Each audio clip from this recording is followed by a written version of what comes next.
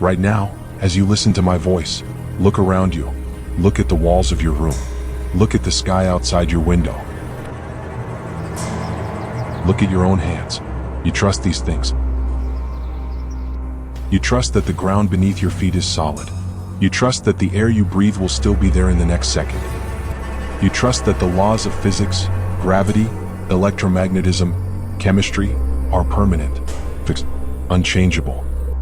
We live our lives based on a single comforting assumption, that the universe is stable, that the stage we act upon is built on bedrock. But what if I told you that this assumption is wrong? What if I told you that the universe is not standing on solid ground, but on a trapdoor? A trapdoor that has been creaking under our feet for 13.8 billion years. Imagine a disaster.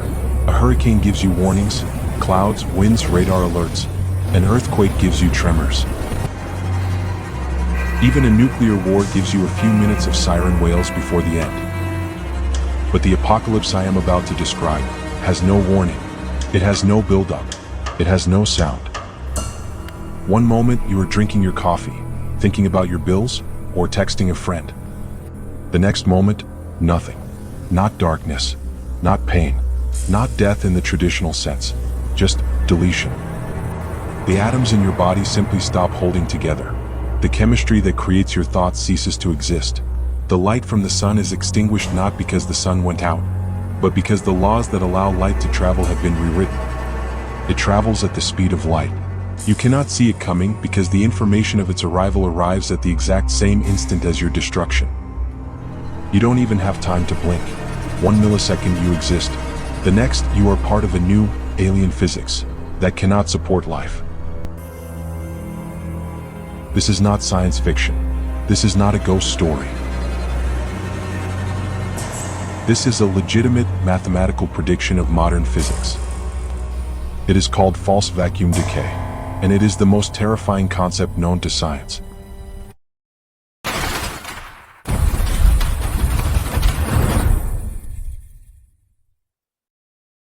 To understand why the universe might delete us, we have to talk about energy. Everything in the universe wants to be lazy. Everything wants to move to its lowest possible energy state. Think of a ball at the top of a hill. It is unstable. If you nudge it, it rolls down. It wants to reach the bottom of the valley where it can stop moving. This bottom point is called the ground state, or the true vacuum. It is stable. It is safe. For a long time, physicists believed our universe was at the bottom of the valley.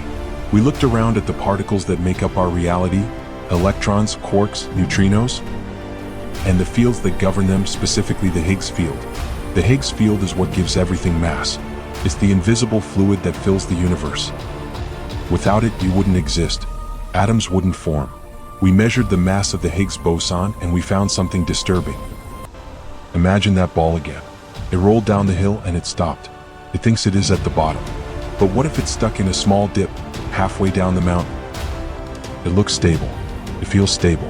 Civilizations rise and fall. Stars are born and die. Billions of years pass. The ball stays in that little dip. But just over the ridge, there is a deeper valley. A valley with much, much lower energy. The true vacuum.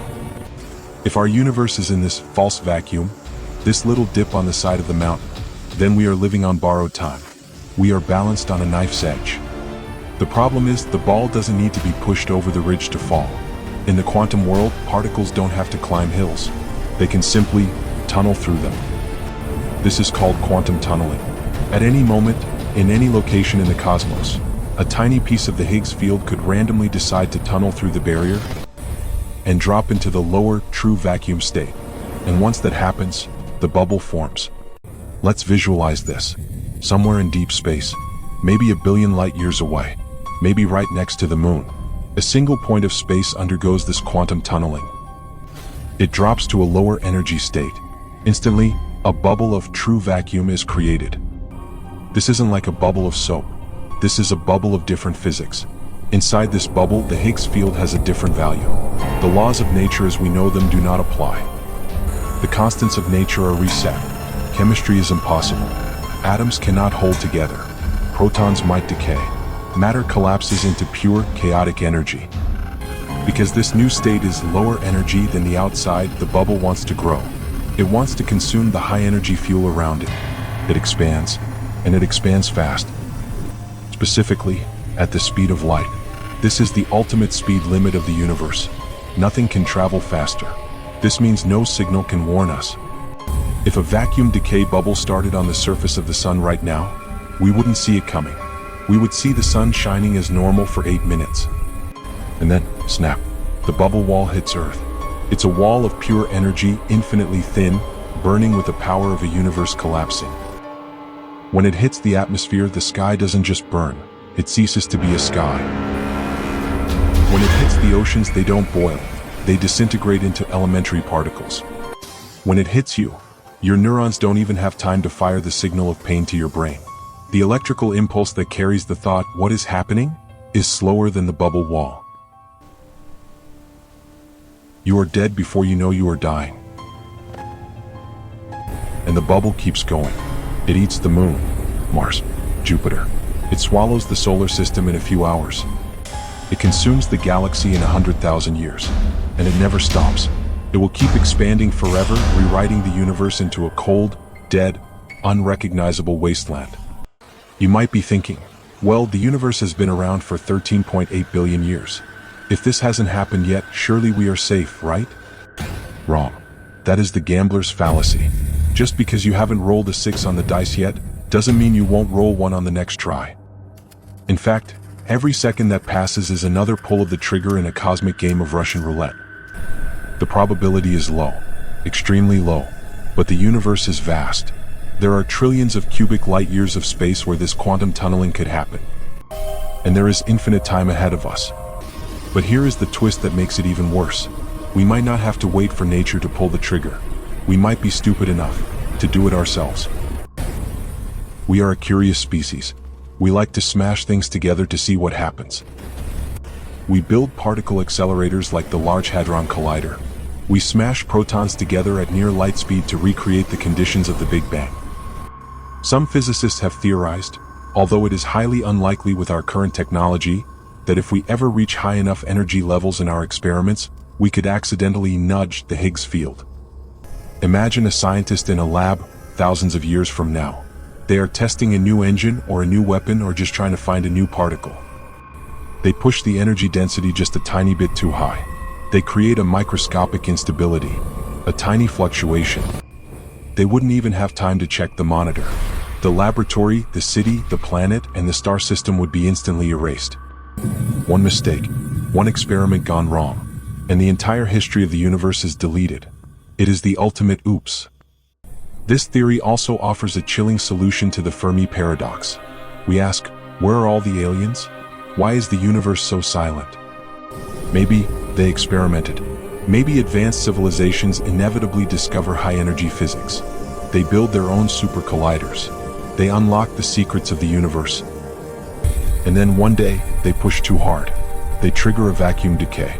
The bubble expands, eating their civilization, their planet, and their star. But remember, the bubble expands at the speed of light. If a civilization in the Andromeda galaxy triggered a false vacuum decay 2 million years ago, the bubble is currently rushing towards us through the void.